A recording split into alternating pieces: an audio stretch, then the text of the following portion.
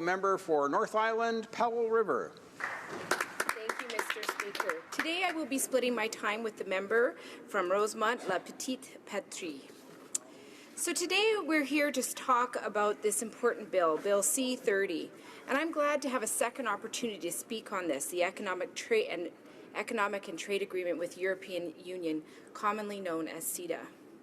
This bill is now on its third reading, having been studied by the Standing Committee on International Trade. This will probably be my last opportunity to speak on this important bill. Mr. Speaker, in January, I completed a series of town halls, 11 in total, that I did on seniors' issues. And just so that the House understands, when I asked the people of my riding what the most important issue was for them, by far, seniors' issues was the #1 issue.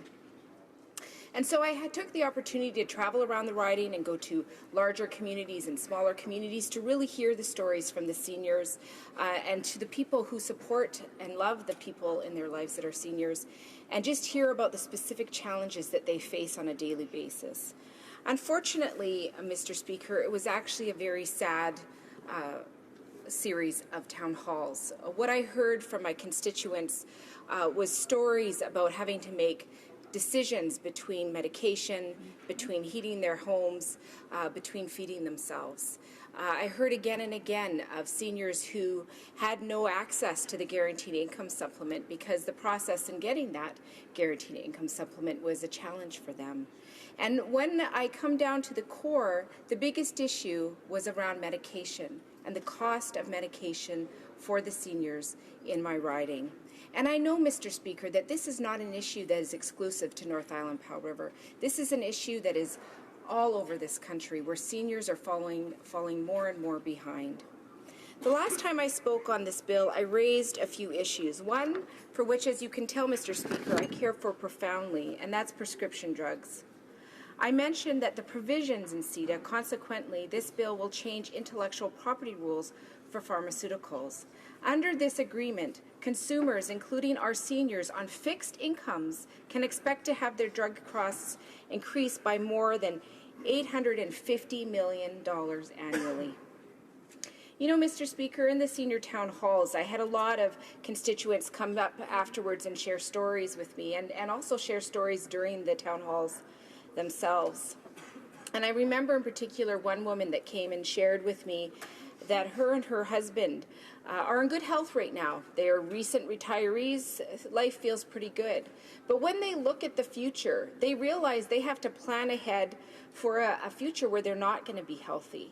And unfortunately, part of their plan included the time where they would have to legally separate to deal with the fact that the cost of living would become so high due to medication, due to having to put somebody in a care facility. And she just said to me, you know, I worked hard my whole life. I'm seeing the increasing cost of pharmaceuticals. I'm seeing the increasing cost of living, and I just don't know how we're going to make it. Even though we saved, we had good paying jobs, we've got a good pension, the reality of seniors today is one that is leading to more and more poverty. While in opposition, the Liberals demanded that the Conservatives present a study on the financial impacts on provincial and territorial health care systems and prescription drug costs. In government now, they are telling us they are telling provinces and territories they will cut healthcare transfers while pursuing agreements that risk increasing drug costs for provinces and territories. I'm very concerned about this. The reality on the ground is that people will go into serious health issues. We're going to see more people having to go into emergency because they're not taking their medications. I remember one doctor sharing with me the reality that seniors are not able to afford medication, so they're going into emergency every day to get refills. So every day, think of the expense that has. So if we're going to see the costs go up, the implications are going to be devastating on our health system. I was glad that our great trade critic, the member from Essex, brought up this important issue in the committee. The NDP brought forward amendments to make certain that an analysis of the impact of CETA on pharmaceutical drug costs would get done. What happened? This is an important issue, and our constituents and Canadians deserve to know. There will be little to no debate on our amendments, and they were all just rejected, showing no interest in fixing the deal's flaws or addressing Canadians' serious concerns. Jim Keon, president of Canadian Generic Pharmaceutical Association, said during the committee that, from a cost perspective, as I've said, generics on average now are selling at something like 20 to 25% of the price of an equivalent brand name product. If you delay for 2 years, you're paying an extra 75 to 80% on that product for an extra 2 years. That affects provincial drug program budget, it affects employee plans, and it affects people who pay out of pocket, and those costs are very significant. I think that our seniors and all Canadians deserve better. Mr. Speaker, the former Minister of International Trade and now Global Affairs Minister was honest why Liberals have decided to rush this agreement through Parliament. For them, this deal symbolizes an open Canada in light of rising protectionism. I'm sorry, but trade with Europe is just too important to get wrong. Canadians expect a good deal, and they deserve a good deal. We need to be talking about some of the serious concerns with CETA so that we can make a better deal for Canadians. Because this is about healthcare costs. This is about medication. And you know, I've heard too many stories from healthcare providers talking about seniors and other people splitting their medication in half, not taking the full dosage. If the costs go up, this means people will not be getting the medication that they need to take care of themselves. I support deepening the Canada-EU trade relationship in order to diversify our markets, but there remain some significant concerns that need addressing. Once again, when in opposition back in 2014, Liberals decried the limited time to study this agreement. In their dissenting report on page 47, they wrote, "The brevity with which this committee has dealt with this agreement should be of concern to anyone interested in, let alone concerned about the CETA."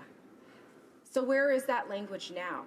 Why aren't we taking the opportunity to do that very important work of just looking at the parts that we should seriously be concerned with, the parts that are going to have huge ramifications on Canadians? Maud Barlow said, and I quote, "Given the process could take another 5 years in Europe, what's the rush here other than another photo op? Is this the reality? I don't know, but Canadians deserve a good approach, not just a fast one." The biggest roadblocks to CETA's ratification by all the EU members are a referendum in the Netherlands, opposition from Bundesrat in Germany, and the European Court of Justice, ECJ, examination of CETA. So let's take the time to figure out the issues and mitigate them and just get it right. I'm afraid the Liberals don't see this reality, and for them it's like a big show. So, Mr. Speaker, I just want to close in saying, I saw and heard some shocking truths for the seniors of North Island Powell River. And these are not truths that are unheard of across Canada, where seniors are facing multiple challenges. And it is a great honor for me to have the new role as critic of seniors' issues. And I'm really proud of the work that the communities that I represent have done in educating me about what those particular concerns are around seniors' challenges. And right now, we're not seeing that follow-up with the funding for home care so that seniors can stay in their home and get the support that they need desperately. It saves money. It's good for the health and well-being of people who built this country. And now we're seeing CETA, which is going to have huge impacts on their health care, on getting the medication that they so desperately need. I think that Canada really has to take a moment and ask this government, why is it okay for seniors to be put in a position where they don't get the medication that they need, where they can't afford the medication they need, and where they're making choices between household expenses like food, like power and heat, and medication. Thank you, Mr. Speaker. Question commentaire, questions and comments. Honorable Deputy Alfred. The Honourable Member for Alfred-Pellan. Thank you, Mr. Speaker. I'm trying to understand the NDP position. It doesn't seem very clear. If you look at the history of the NDP, they've opposed the majority of free trade agreements, with a few exceptions, such as the one with Jordan, for instance. But Why oppose an agreement that will allow for trade with the European Union, the second largest economy in the world?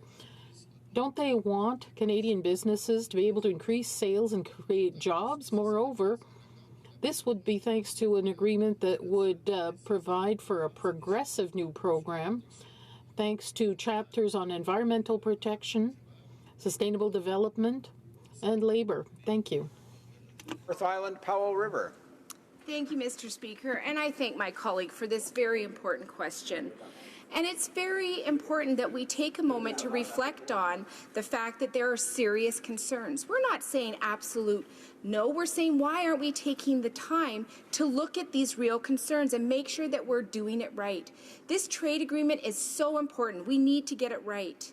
We need to make sure that we are looking at the parts of it that should make us all think about it seriously. So making sure that the pharmacare, making sure that there's an opportunity for pharmaceuticals to be less expensive, making sure that we are looking at the investor state provisions. We know in NAFTA we were the most sued country of the three.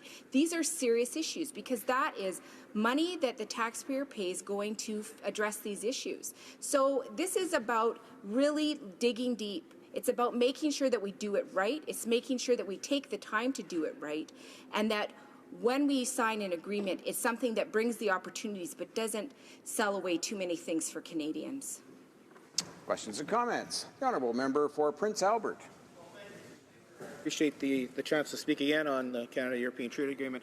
I always find it really interesting, the NDP, when they come in and they talk about, if you did more consultations, if you talked to us more, if you did this, if you did that, and then at the end of the day you do all that and they still are not in favor of the deal. So the reality is they will never be in favor of a deal like CETA. They'd look at all the negatives in it. And even though every province is comfortable with the farmer side of things, even though in NAFTA we had $5.3 trillion worth of investment and only $140 million in ISDS payouts, they'd still see that as a negative. So it doesn't matter what we say. They just viewed CETA or any trade agreement as negative. So my question to her is, what would it take for the NDP to actually say, yeah, this is a good deal? What would it take? Because they never will answer that question. Honourable Member for North Island, Powell River. Oh, I thank you, Mr. Speaker, and I thank my colleague for this important question. I think I said it very clearly in the speech. We need to make sure that we're looking at the realities. So many people are falling behind, and when you are increasing the cost of medicine, that's a real big issue for the people that we serve across this country. And so, we need to look at that. And his argument is that the provinces are fine. Well, constituents of mine don't know how they're going to make ends meet. So we really need to be talking to the people that have that physical impact. The other reality is we need to look at the investor state provisions. We need to make sure that we fix some of these. This is not about being anti-trade. We've demonstrated repeatedly and supported trade agreements. But what we want is to make sure this is the best trade agreement for Canadians that it possibly can be. And that means you take the time to do it right. And we're just encouraging this government to do that. The reality is 28 EU member states have to ratify this. So what's the rush? Why can't we have the discussion? I don't see what the rush is. Let's make sure that we look after Canadians and we take the time. We have time for one more short question and response. The Honourable Member for Cowichan, Malahat, Langford. Thank you very much, Mr. Speaker, and I thank my friend from North Island, Powell River, for her speech, especially her new elevation as the NDP seniors critic, and really underlining the effects that increased pharmaceutical costs will have on our low-income seniors. My question is concerned with Canada's dairy sector. The previous government offered Canada's dairy farmers $4.3 billion in compensation, but the Liberals have changed this to a paltry $250 million over 5 years. Now, we are both lucky enough to call Vancouver Island as home, and a lot of our constituents there have great concerns over food security and food sovereignty, and we do have some small-scale cheese producers. So I was just wondering what she can tell this House about what the impact of that very little compensation will have on the small-scale cheese producers in Vancouver Island. Thank you. The Honourable Member for North Island, Powell River. Thank you, Mr. Speaker, and I thank my colleague for this question. And this is a very important question, and I have the privilege of having not only cheese and yogurt producers, but actually dairy farms in my riding. And they definitely came to me with this and talked about their specific concerns. Again, you know, the reality is these industries create good paying jobs in our communities. They're small but vigorous, and they work hard every day. So it's unfortunate and very hard on these industries when we see the lack of funding and support there for them. So I'll continue to work with them, but this is another issue where this government really needs to take some accountability and realize that, you know, we need to keep these businesses strong. They mean a lot in our small communities. Thank you, Mr. Speaker.